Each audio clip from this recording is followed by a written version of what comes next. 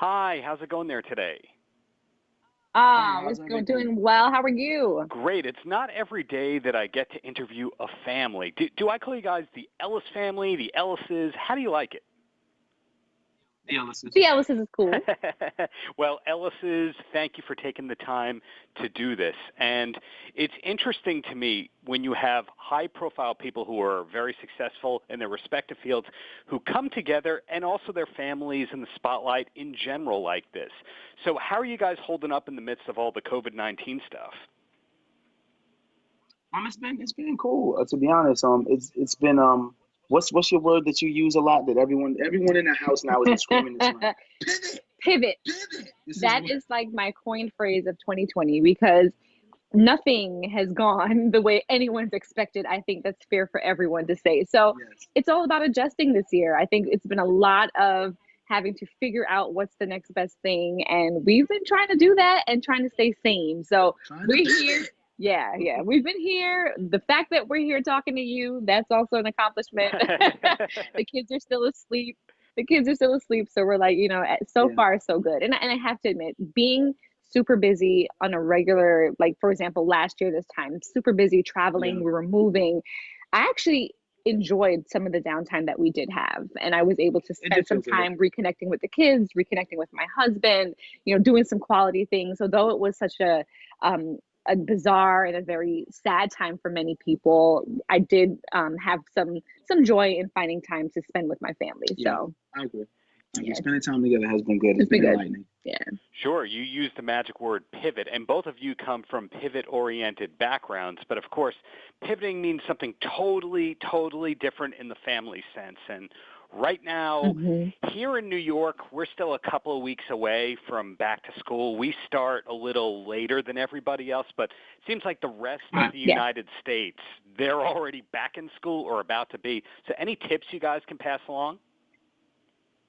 Well, for parents, I would say try to make the back to school experience as normal as you can. So for us, the back to school experience started with taking the kids to back to school shopping. Yeah. So for us, my oldest son Jackson, who is 9 now, there's been a 4-year anniversary of us going to Kids Foot Locker to get his favorite sneakers, to get his favorite jerseys, to get his backpack, his favorite teams. So for us, it started with that experience, because what people don't realize with children is that their appearance means a lot to them.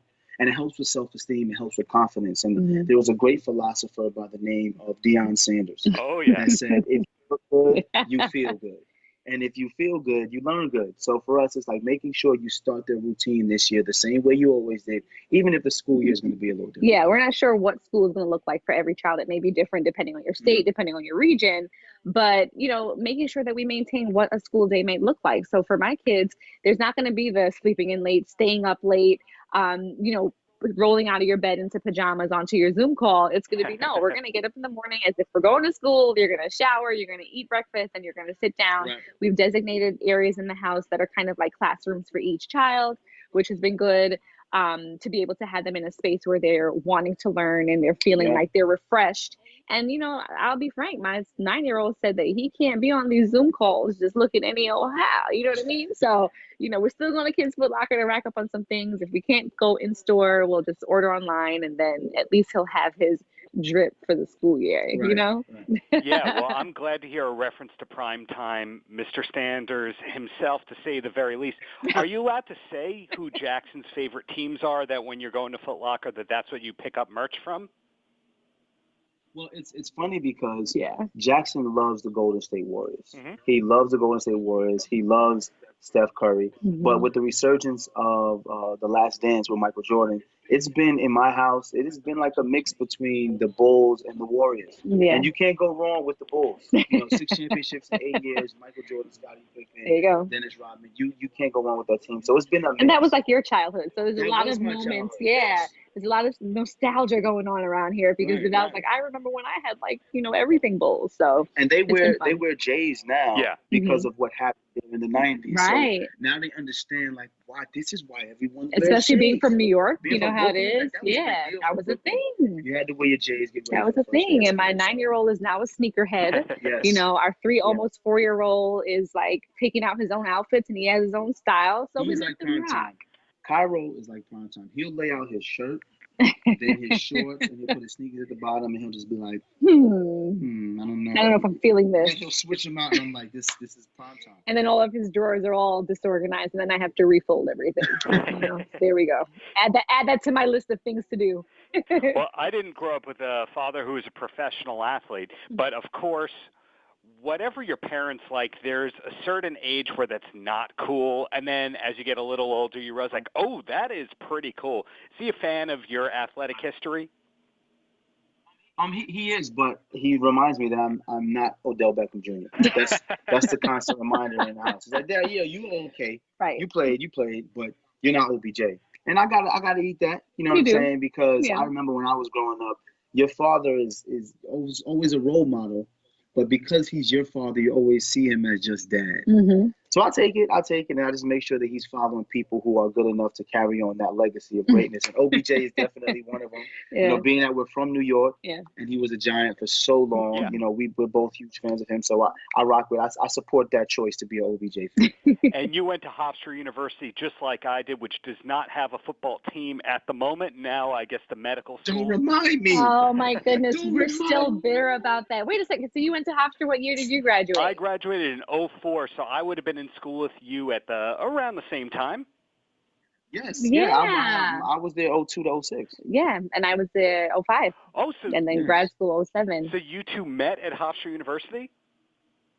Oh, well, it's a long story, but we've known each other since elementary school, but we started dating in college. Yeah, she started stalking me at high school. Call it what you want, but the things you learn, and of course the sports Let me tell you. From Hofstra also has Katie Nolan from ESPN as an alumnus. So great to see the Hofstra people are going far. Wow. Yeah. Jared Greenberg.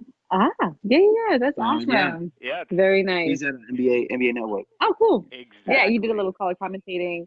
Yeah, I was in broadcasting too. We probably might have even crossed paths. We had to. We both did broadcast journalism. Yeah, we spent a lot of time in Dempster. So. Oh yeah, Dempster indeed. So bring it back to what you guys are working on now. Of course, there's Foot Locker, but there's that great, what we call a social sitcom about the family you've got. Anything that I'm missing, any current projects you want to talk about or causes? Well, our podcast, that's like the biggest thing that we're excited about. So we have a podcast, Dead Ass with Khadeen and Devale. We're going into season 4, hopefully in September. Yeah, coming off of a Webby Award win. So we're super excited about that. So we're going to have great content coming up. Devale just wrapped season 2 of Sisters on BET. Sisters, Just coming back in October, so I'm super excited about that. Yeah, they were able to film a whole season amidst this. I think they were the first production to get back to filming. Yeah. Right? So that's been great. I launched my own YouTube channel, OKKK, actually when COVID hit back in April. So a lot of DIY things, a lot of how to kind of survive with the kids and the husband, making fun of situations in the house with the boys. So that's really cool if you want to catch up on that as well, just to see what we've been up to on YouTube with the family. So. And we're also partnering with he's analyst for Kid of the Year. So he's trying to bring back a lot of tech work back to inner city communities. So we're partnering with him. His name of his company is Dream Hustle Code. Yeah. So that's a very important thing for us. We're excited about it. You can go check it out. Well, it sounds like it never ends on the family end, the work end, the great work you're doing. So in closing, for both of you, any last words for the kids? Have fun. Yeah. Enjoy school. Have fun. Be yourself. Whatever school looks like. And pivot. There you go. Pivot and adjust. Exactly. Well, thank you so much for your time, Hofstra Pride, and keep up the great work you're doing. Looking forward to season 4 of the podcast. Sounds great. Take care now. Take care. Bye. Paltrocast.